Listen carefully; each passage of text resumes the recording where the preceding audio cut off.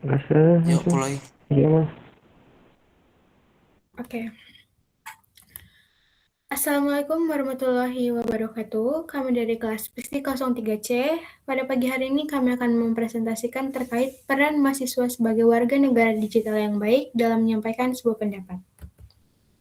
Sebelum itu, izinkan kami untuk memperkenalkan diri kami terlebih dahulu. Perkenalkan, saya Malone Gabriela Sihombing dan rekan saya. Saya Desi Stompo. Saya Nandal Fariji. Saya Jarena Mustakin. Oke, yang selanjutnya ada ringkasan penelitian. Mahasiswa merupakan kelompok yang aktif untuk memanfaatkan sebuah media sosial sebagai sarana untuk menyampaikan pendapat dan mengikuti isu-isu sosial yang ada. Media digital memberikan ruang yang luas bagi mahasiswa untuk berdiskusi, menyampaikan kritik, serta menyalurkan aspirasi secara terbuka. Namun, kemudian tersebut juga disertai oleh sebuah tantangan berupa penyebaran informasi yang tidak akurat, serta potensi pelanggaran etika dan hukum. Oleh karena itu, mahasiswa dituntut untuk memiliki literasi digital yang baik, mampu memverifikasi informasi, serta memahami batasan kebebasan berpendapat sesuai dengan peraturan yang berlaku.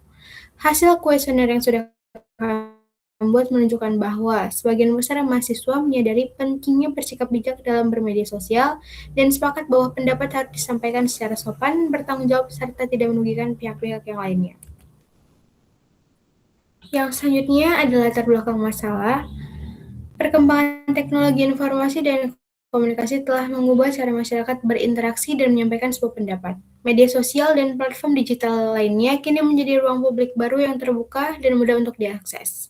Mahasiswa merupakan kelompok dengan aktivitas digital yang tinggi yang memanfaatkan ruang digital untuk berdiskusi dan menanggapi berbagai isu yang ada. Data ABDI 2024 menunjukkan bahwa penggunaan internet Indonesia mencapai 221,5 juta jiwa dan didominasi oleh usia 16-24 tahun, yang menegaskan peran strategis mahasiswa dalam komunikasi digital. Untuk yang selanjutnya akan dijelaskan oleh rekan saya. Selanjutnya itu ada tantangan penyampaian pendapat di ruang digital. Kemudahan berpendapat di ruang digital seringkali tidak diimbangi dengan etika dan literasi digital yang memadai, sehingga berpotensi merusak kualitas diskursus publik. Tantangan yang dihadapi mahasiswa antara lain penyebaran informasi yang tidak akurat atau hoax, munculnya ujaran kebencian dan provokasi, konflik akibat penggunaan bahasa yang tidak tepat, kurangnya kesadaran terhadap dampak hukum dan sosial. Next. Kerangka hukum kebebasan pendapat. Kebebasan pendapat merupakan hak asasi yang dijamin oleh negara. Dalam Undang-Undang Dasar 1945, Pasal 28E ayat 3 menyatakan bahwa setiap warga negara berhak atas kebebasan berserikat, berkumpul, dan mengeluarkan berpendapat. Namun kebebasan tersebut tidak bersifat mutlak dan harus dilaksanakan secara tanggung jawab. Pelaksanaan kebebasan berpendapat diatur lebih lanjut dalam Undang-Undang Nomor 9 Tahun 1998 serta Undang-Undang Nomor 19 Tahun 2016 tentang Informasi dan Transaksi Elektronik atau Undang-Undang ITE yang mengatur larangan penghinaan, pencemaran nama baik, dan penyebaran informasi melalui palsu di ruang digital. Next. Selanjutnya ada metodologi penelitian. Penelitian ini menggunakan pendekatan kuantitatif deskriptif untuk memperoleh gambaran sikap dan pandangan responden terhadap perilaku bermedia digital. Teknik pengumpulan data meliputi yang pertama survei melalui kuesioner online atau Google Form. Yang kedua adalah responden terdiri atas mahasiswa dan masyarakat umum yang aktif menggunakan media sosial. Dan yang terakhir adalah data yang dikumpulkan merupakan data primer. Selanjutnya, instrumen dan teknik pengumpulan data. Selain kuesioner, penelitian ini juga dilengkapi dengan wawancara sebagai data pendukung untuk memperdalam analisis. Tujuan wawancara ini untuk menggali pengalaman responden terkait sikap bijak dalam menyampaikan pendapat di media digital. Narasumber yang kita dapatkan itu satu mahasiswa, tokoh masyarakat, dan ketiga ada praktisi pendidikan. Contoh pertanyaan wawancara yang pertama, pemahaman tentang sikap bijak di media sosial. Kedua, ada kebiasaan memverifikasi informasi. Yang ketiga, ada pengetahuan mengenai UU ITE. Dan yang terakhir, tantangan dalam menyampaikan pendapat secara daring.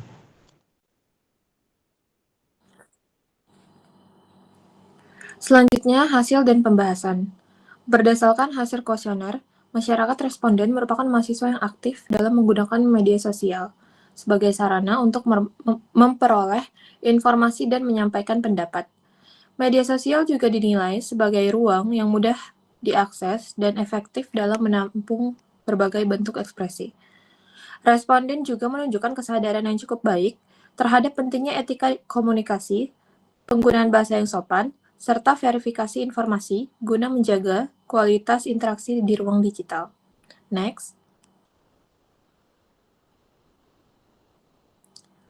Selanjutnya, peran strategis mahasiswa sebagai warga negara digital. Dari hasil penelitian menunjukkan bahwa mahasiswa mempunyai peran strategis sebagai warga negara digital, yang tidak hanya berfungsi sebagai penerima, tapi juga berperan aktif untuk membentuk opini publik. Dan sikap kritis, kemampuan menilai informasi secara objektif, serta kesadaran etis dalam berkomunikasi menjadi faktor penting dalam menciptakan ruang digital yang sehat dan juga bertanggung jawab. Next. Yang terakhir ada kesimpulan. Kesimpulannya adalah mahasiswa memiliki peran yang signifikan dalam menyampaikan pendapat di era digital. Kebebasan berpendapat juga harus diimbangi dengan etika komunikasi serta literasi digital dan juga pemahaman tentang batasan hukum yang berlaku, khususnya UU ITE. Dengan sikap bijak dan bertanggung jawab, mahasiswa dapat berkontribusi dalam menciptakan lingkungan yang sehat, konstruktif, dan juga mendukung kehidupan demokratis.